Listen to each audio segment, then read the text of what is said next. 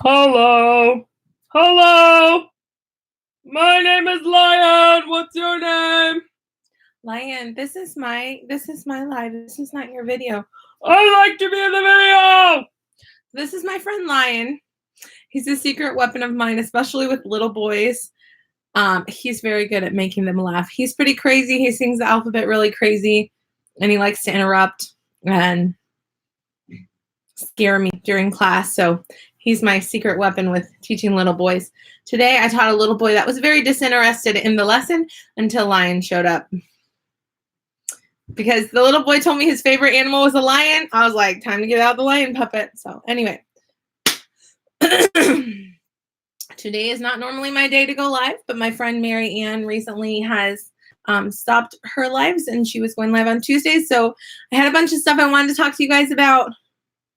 And here it is. Okay, the first thing I want to talk about is the new enrichment slide.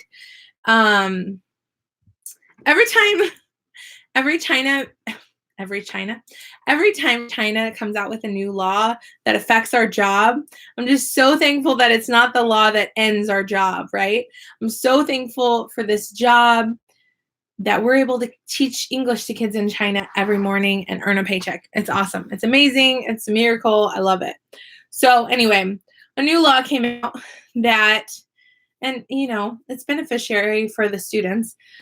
The new law is that curriculums like VIPKid that are extracurricular cannot assign a homework assignment. We cannot assign homework that is required to the student.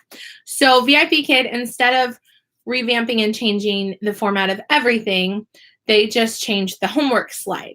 So now instead of saying, remember to do your homework, we say, hey, you could maybe do your homework if you want to. Enrichment. Not homework, it's enrichment. So today, I taught a student. Hey, Kim. Hey, Kelly. Welcome. I have 5 people watching and 1 like. Thank you, guys. Go ahead and say hello in the chat box so we know who all is here. So I taught a student today that she had to pick her option for her final project. And I told her, okay, so this is no longer homework. This is enrichment. What's that mean? That means you can choose to do it.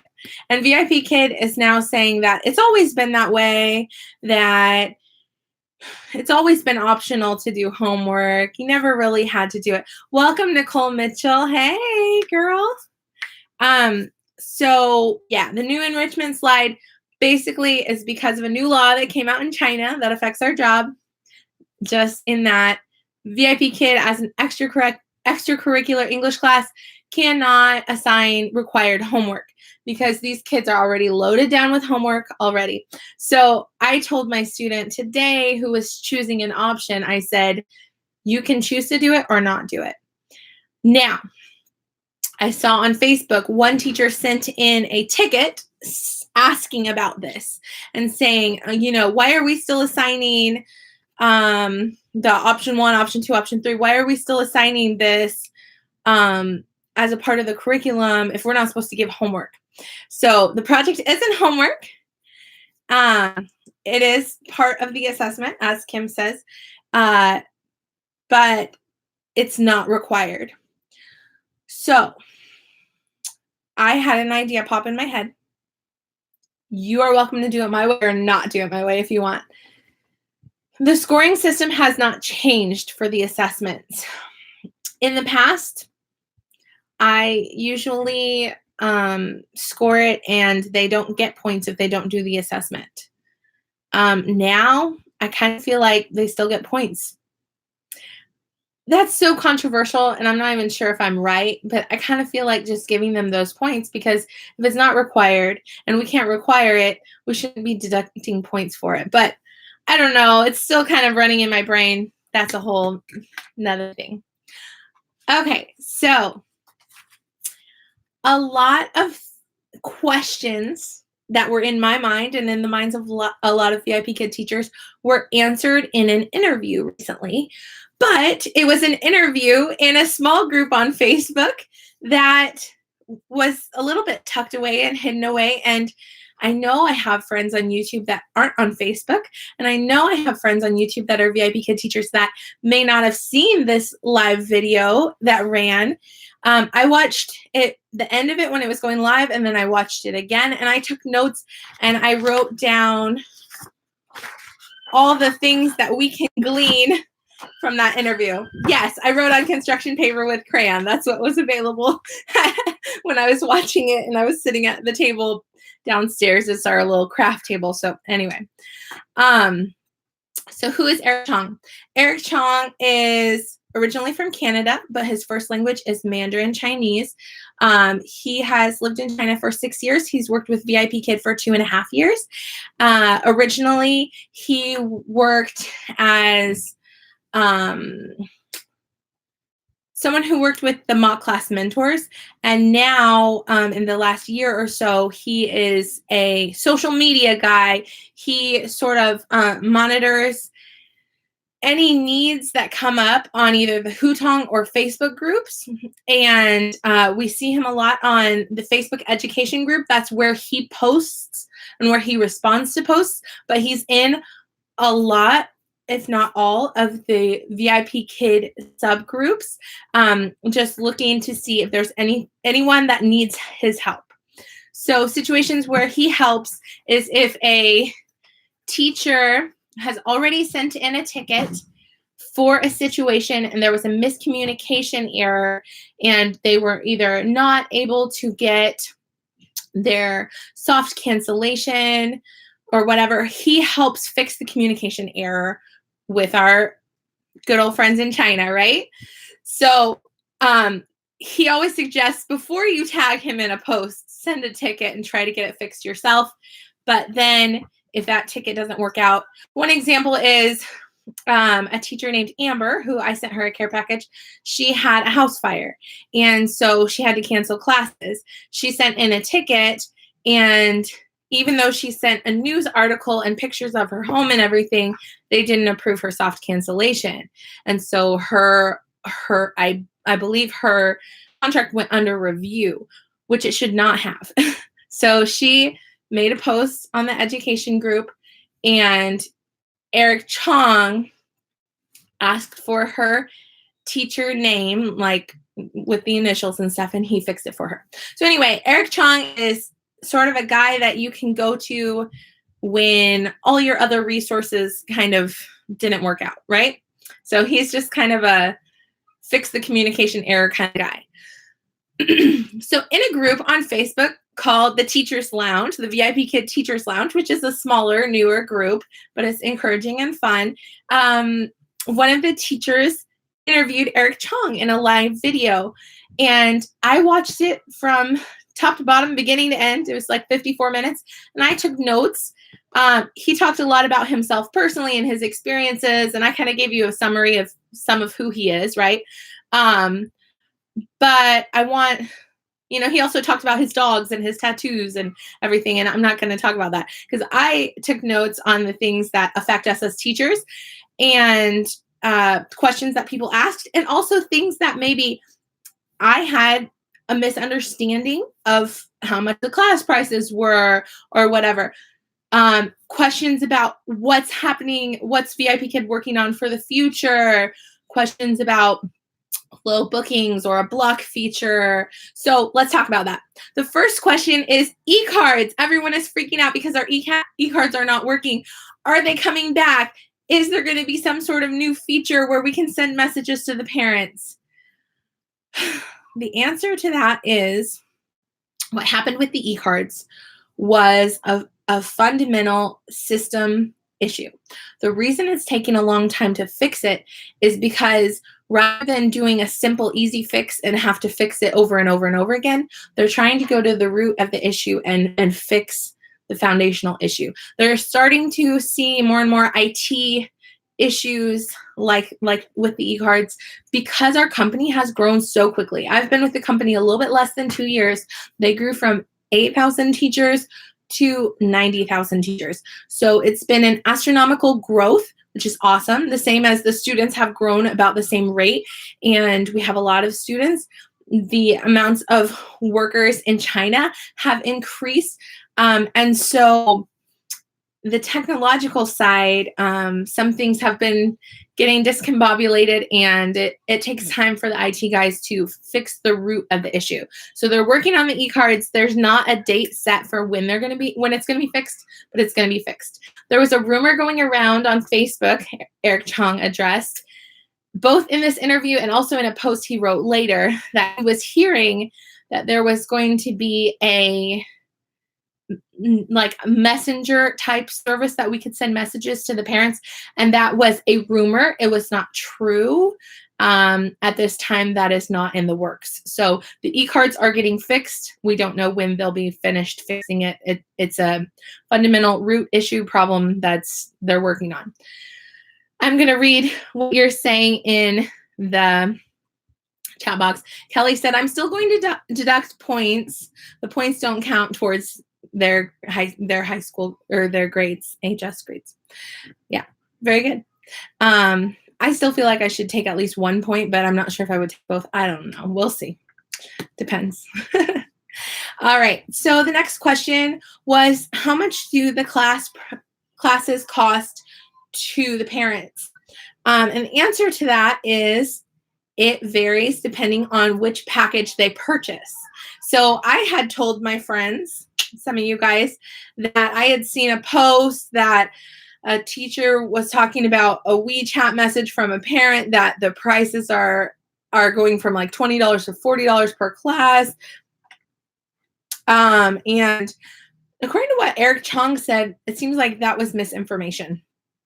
Erik Chong says, depending on the size and the package that the parents choose, classes can range from $11 and some change, like $11.50, around there, 11 something, to $20.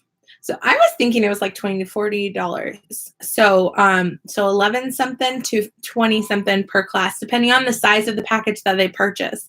So that was really interesting. So I think that parents' discrepancy was maybe supplemental courses are different price than major course. Maybe different size packages, it ends up different prices as far as per class. I don't know. But that's what Erik Chong said anyway.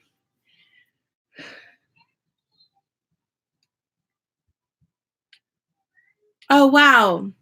Kim Turner says, have you updated your app? Are you talking about the cell phone app or the computer app? We can message to ask them to book us or see if they sent requests. Wow, that's interesting. I did not know that at all. Wow. Is that on the cell phone app or the computer app? Please let me know. Okay, the next question is, currently VIPKid is rolling out, yes, the cell phone app. It's a button we click, not personal messages. Oh, okay. It's just like a button that sends like a question or something. That would be awesome, Kim. That's awesome. That's great to know. Yes, I wish there was a button I could click to get them to send me 5 apples. I have some students I've taught like 50 times and they've never given 5 apples. But anyway, that's neither here nor there. Okay, so they're rolling out with this new Korean VIPKid, right? But currently, right now, it's sort of in the developing phases. They're figuring it out, right? So there's not as many teachers or as many students in that. And you cannot both work the Chinese VIPKid and the Korean VIPKid. The question that was asked to Erik Chong is, will there be a time in the future that those two merge into one?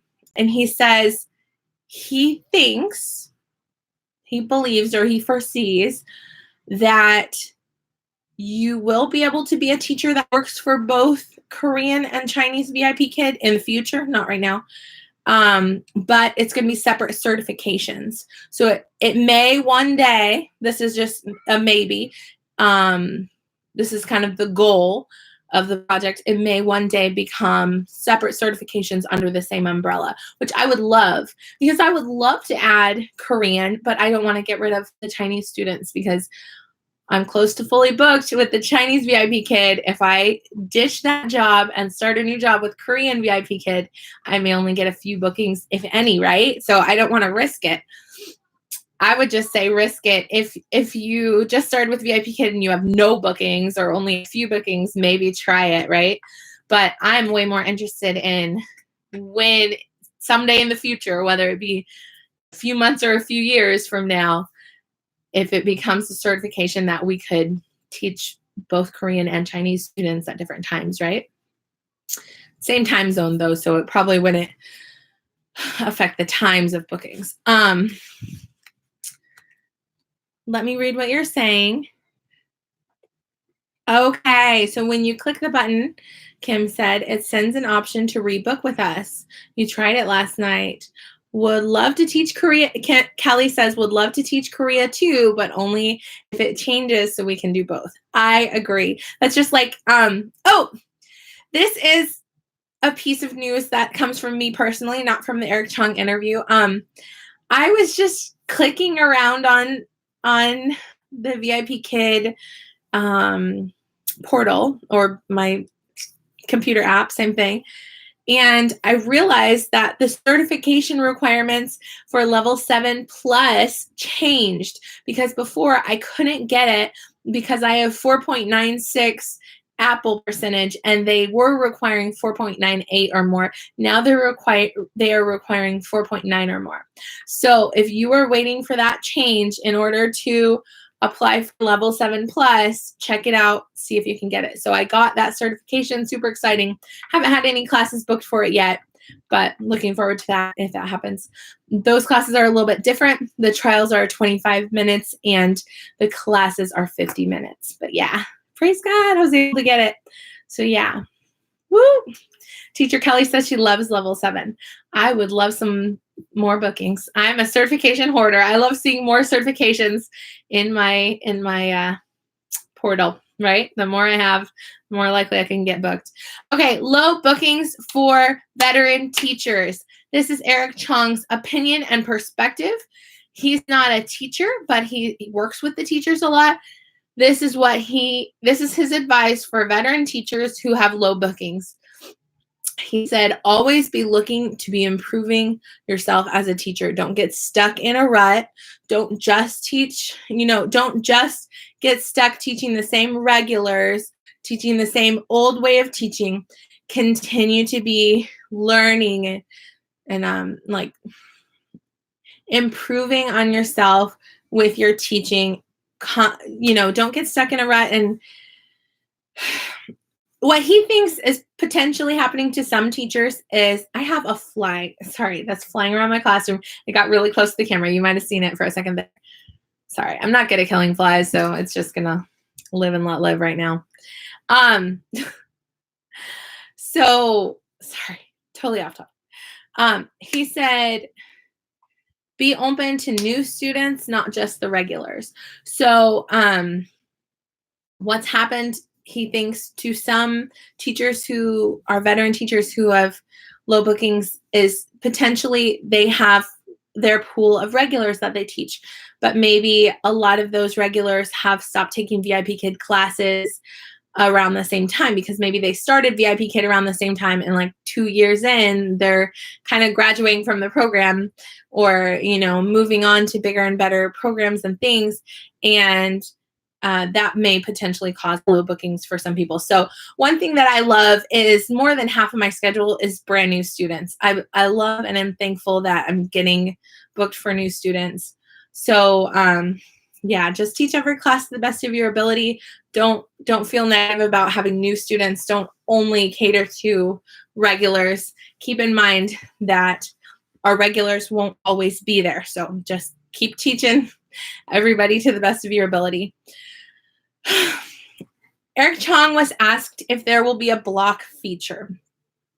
The block feature that the teacher asked about is, what if you have a student that you just didn't vibe well with, that maybe the parents gave you a 1 apple, or maybe the student did something inappropriate in class, or just doesn't seem to be interested in you as a teacher? Is there a way to have a block feature that you can block that student? Erik Chong says you can always send a ticket and they can make a note of it. right? But they are hesitant to make this a feature. They're very aware that across the board people are requesting this. Oh, okay.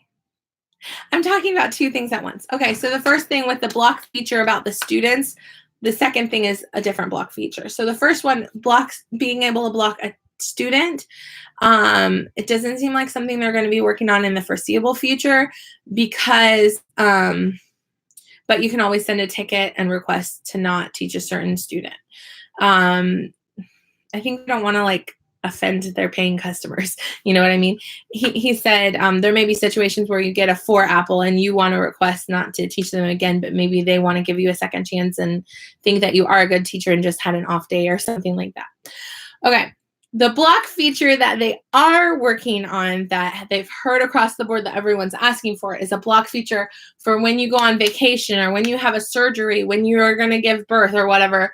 A block feature to block out time slots so that you don't accidentally click yes and accept a priority booking request. It says the block feature, the team is working on it, but no known time frame for the launch. So the block feature that they are working on, not blocking students, but blocking out time slots for when you go on vacation or when you have a surgery or something. They're aware that across the board teachers are asking for it on the Hutong, on Facebook, everywhere. So Erik Chong, he sort of gets that information from social media and lets them know so they can work on it or not work on it, depending on whether they want to make a feature or not. So they are working on a block feature as far as blocking out time slots so that you wouldn't receive booking requests when you have that time. But it's in the works, so we don't know when it'll be done. The next question she asked is, she asked Erik, can we ask for 5? She said, how can we improve our 5 apple percentage? How can we get more ratings, right? And he said, honestly, I can't remember the last time I left 5 stars in a business. When I had a bad experience, then I left a 1 star or whatever. But like people don't automatically think to leave a good rating, right? When their experience was good. A lot of times we just go about our day. Okay, well, good class, moving on. So he said, don't be afraid to ask, but just tell them that their feedback's important to you. So teach the class to the best of your ability, and it's okay to ask or request that they leave you some feedback. He said it's not culturally unacceptable, but make sure you teach the class to the best of your ability before asking them for something, right? All right. Oh, this was interesting. The next thing I want to talk about is they talked about who books the classes, because we have the LPs, the learning partners, that used to be called the Chinese teachers. Now they're called the LPs. And we have the parents. So he said some parents meticulously search well through all the profiles, not all, but through the profiles to find the perfect teacher for their student. Others don't care and have the LPs do all of the bookings for them. So I found that interesting. Some of them, sign up for VIPKID and say, I trust your judgment. You know who the good teachers are. Give me some good teachers, right? And other parents, they are very meticulous and want to look through the profiles and find the best of the best that's a good fit for their student, right? So it depends on the parent as to whether or not the parent or the LP books. Class count. Oh, that weird tech issue with the class count. You know how for me, I lost like 1,000 or so classes and like 50 or so students, 100 maybe, on the portal or on the app under our insights of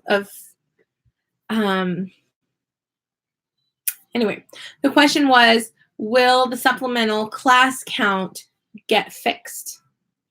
And he said that it was a weird tech issue and they're trying to fix it, and it's taking a long time. There's not a time frame for when they're going to get that fixed. So same with the e-cards.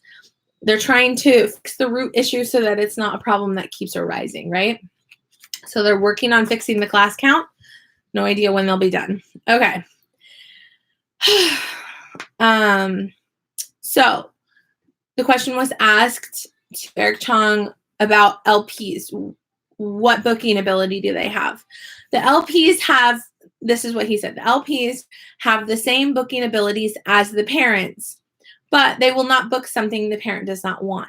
So in other words, according to the needs and wants of the parent, the LP will book the class for them if the parent wants them to. So yeah. The question was asked, how many LPs work in China, learning partners? I was really shocked by this number because when I started with VIPKid, I was watching YouTube videos 2 years ago. There was only 8,000 teachers. I was watching YouTube videos where people could go to China and know the LPs personally because there was only like dozens of them,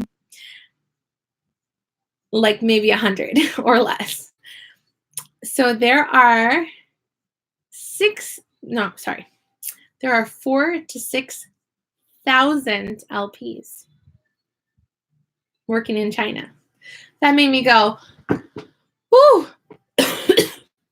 If they're paying if some people are paying $11 per class and I'm getting paid $10 per class, and then they have to pay LPs and firemen, I'm like, well, interesting.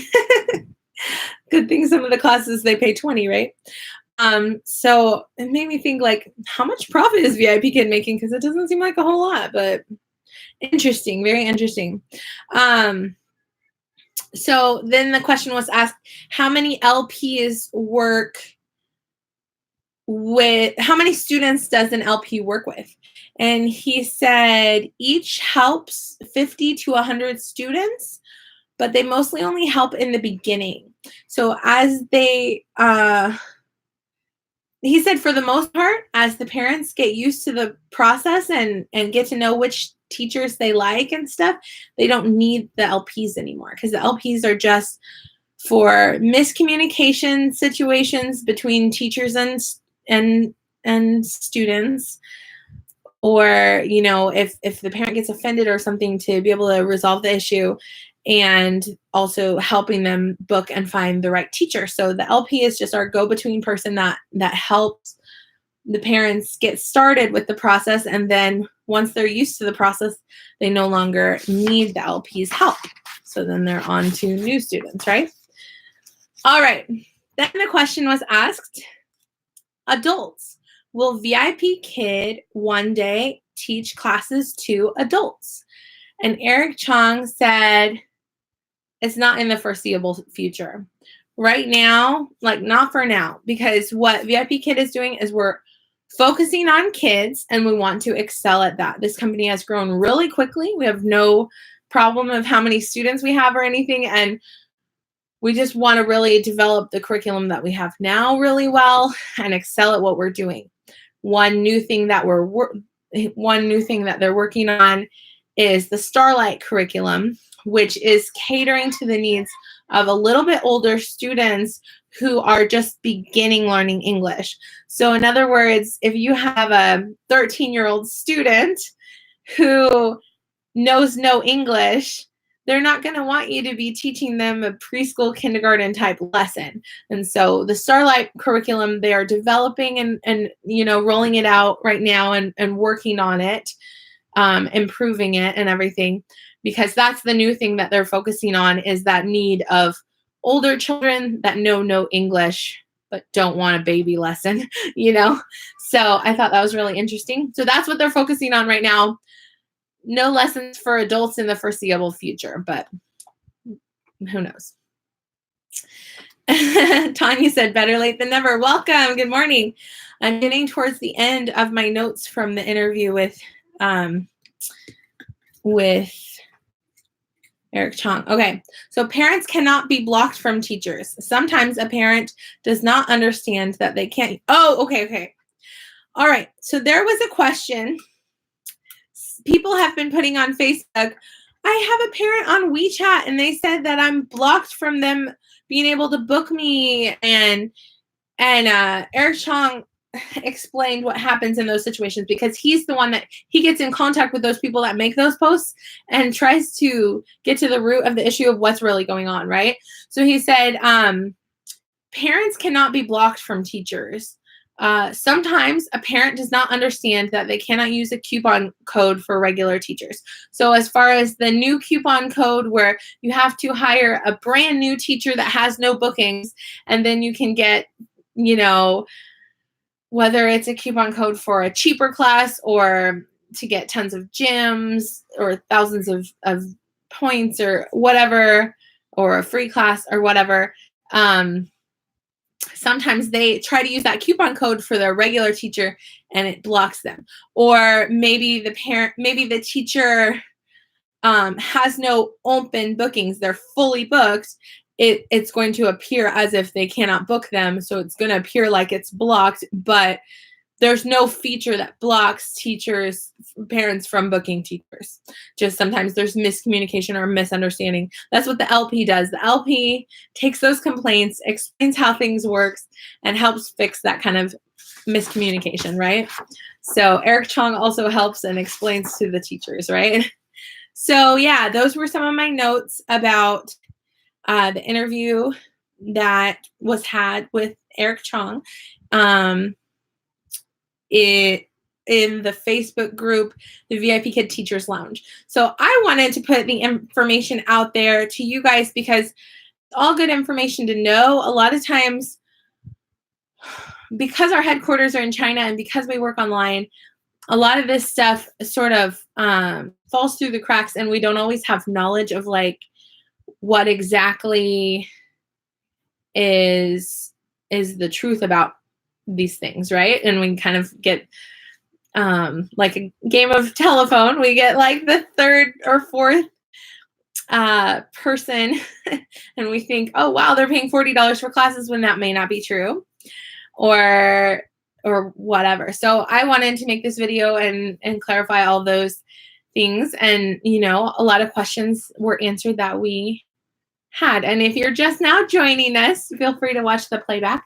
I'm pretty sure that's all I wanted to talk about today.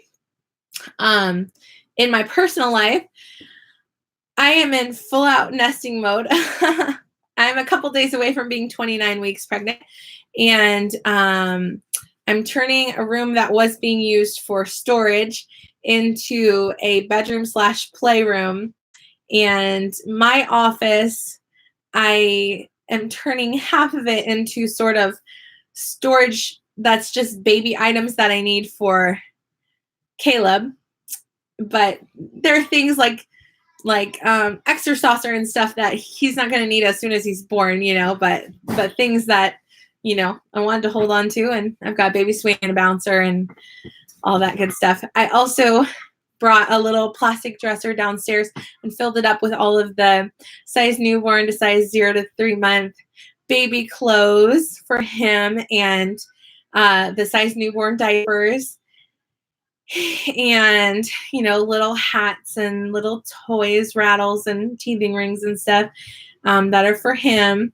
So he's got his own little dresser now, so that I even picked out which clothes that I want to take to the hospital, and I have a little beginning of my hospital bag that already has the baby clothes in it, and later I'll pack the stuff for me in it, right?